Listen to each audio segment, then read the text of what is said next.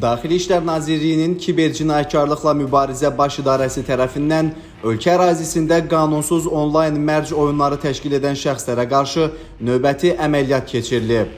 Kiberpolisin həyata keçirdiyi tədbirlərlə ölkə ərazisində fəaliyyəti qadağan olunmuş 1xBet platforması vasitəsilə vətəndaşları qanunsuz mərc oyunlarına cəlb etməkdə təqsirli bilinən Camal Əhmədov, onun rəhbərliyi altında fəaliyyət göstərən Hacı Əkbər Abbaszadə, Seyfəddin İsmailov, Nəbi Abdullayev və Emil Abbaslı saxlanılıblar.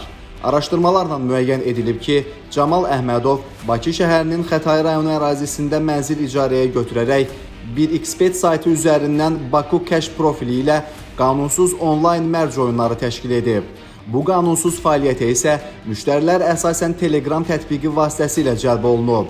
Qeyd edilən ünvana baxış zamanı qumar oyunlarının təşkili və idarə olunmasında istifadə edilən çoxsaylı mobil telefonlar, bank kartları və digər elektron sübutlar aşkar edilərək götürülüb. İlkin araşdırmalarla dəstə üzvlərinin qanunsuz dövriyyəsinin 1 milyon manatdan artıq olduğu müəyyən edilib. Faktla bağlı Baş İdarədə Cinayət Məcəlləsinin müvafiq maddələri ilə cinayət işi başlanılıb.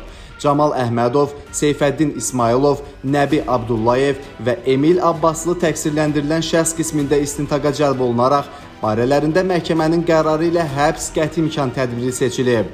1xBet qanunsuz mərc oyunlarını təşkil etmişəm. Belə ki, Telegramda Bakka səhifəsi yaradaraq müştəriləri həmin səhifəyə cəlb etmişəm və həmin müştərilər məndən kart istəyərək onlara kart təqdim etmişəm. Onlar da ödənişləri ID yazaraq, ödənişləri kartıma ataraq həmin müştərilərin aidlərinə balans vurmuşam. Vətəndaşlara bir daha müraciət edərək onları sosial şəbəkələr və müxtəlif internet platformaları vasitəsilə təklif olunan qanunsuz mərc oyunlarında iştirak etməməyə çağırırıq. Belə platformalar insanların maddi ziyana məruz qalmasına, şəxsi məlumatlarının ələ keçirilməsinə səbəb olur. Bu baxımdan vətəndaşlara 1xBet və digər oxşar qanunsuz onlayn mərc saytlarından uzaq durmağı, belə hallarla qarşılaşdıqda isə dərhal polis orqanlarına məlumat verməyi tövsiyə edirik.